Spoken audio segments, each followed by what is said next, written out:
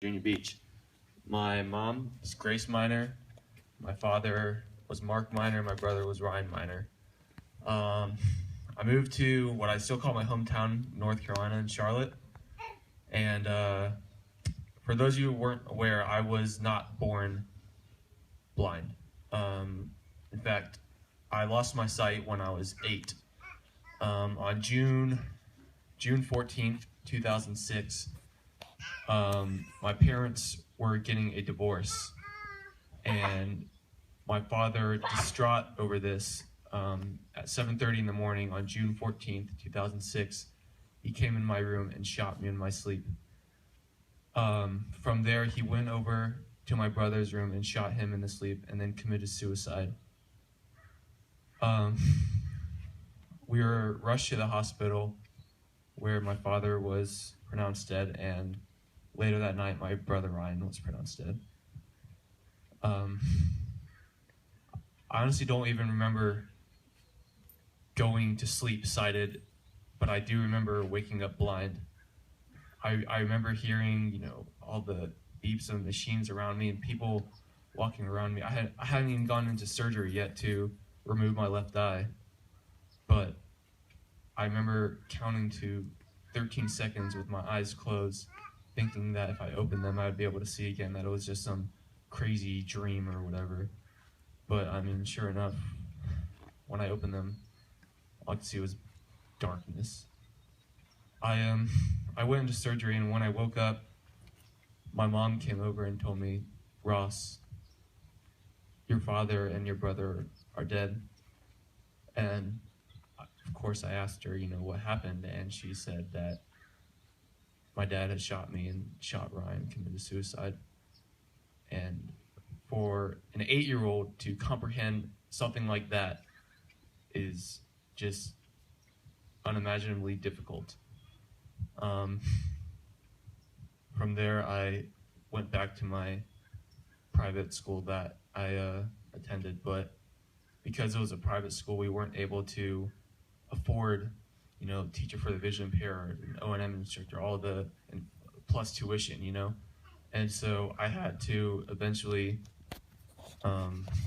transfer out to public school, and this was difficult for me because I'm sure all of you guys can relate that sighted people, not just sighted people, but people in general who aren't used to dealing with blind people have a hard time interacting socially in a classroom environment, or just, one-on-one.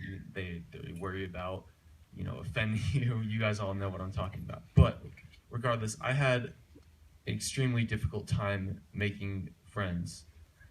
And so in 7th grade, I moved down to Florida, where I went to Florida School for the Deaf and Blind. And I stayed there for a few years, and then I moved to Bishop Snyder, where I graduated from. While I was there, I'd say my sophomore year, right when I was getting adjusted to Bishop Snyder, I was walking around the house one day and I found an SD card.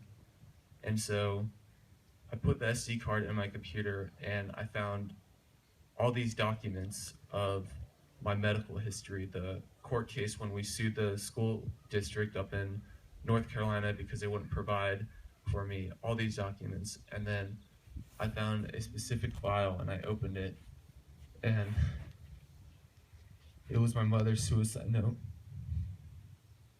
Now, obviously, she didn't commit suicide, but just to know that she thought about it and that she was going through so much broke my heart. She said in it that she loved me and that she wished none of this had ever happened.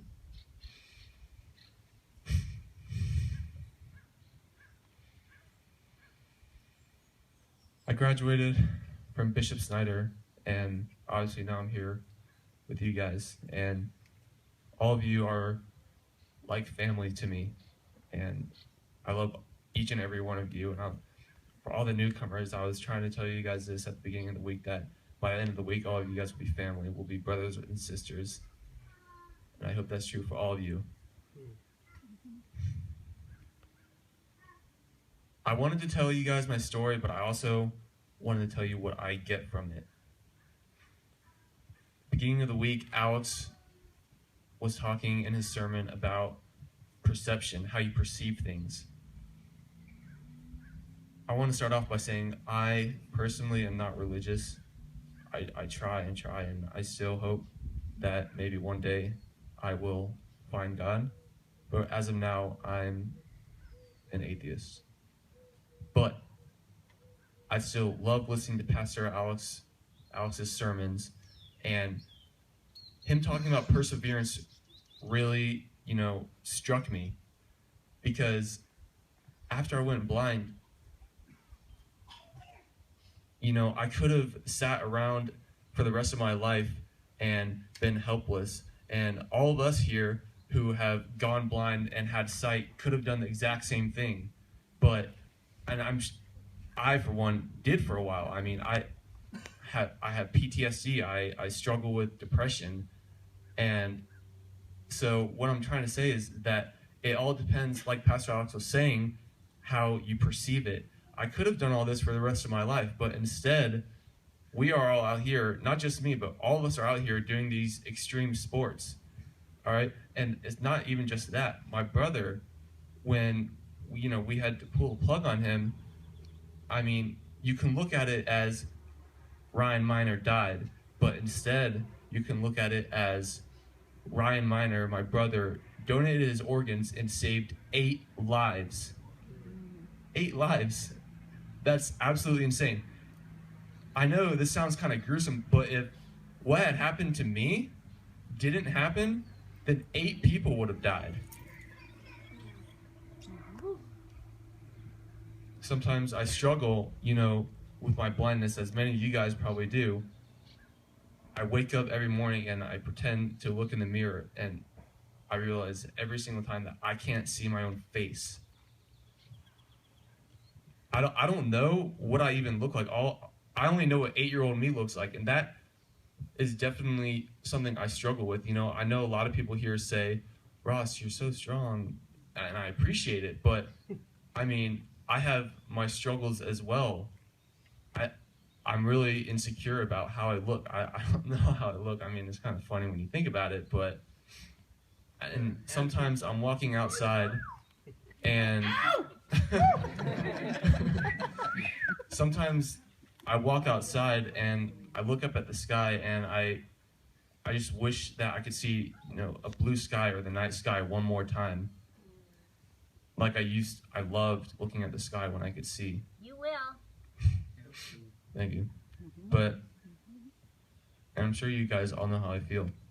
But, point is, back to perceiving things, it all depends on how you perceive it.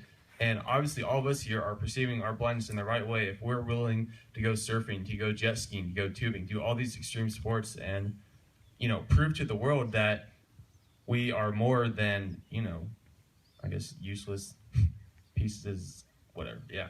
But that's the point I'm trying to get at. And, in February, I got up in front of you guys and spoke for the very first time, I guess laying my heart out on the table and sharing my story with you guys. And it's I guess encouraged me to continue speaking with people and sharing my story to hopefully inspire people. But not only that, I remember reading a saying online that a person truly dies when they're remembered for the last time and when their name is spoken for the last time. And because of that, I want to remember my brother by speaking his story, not only mine, but his story as well. And so that's my goal for the future, and I hope you guys could support me with that. But, yeah, thank you guys. Thank you.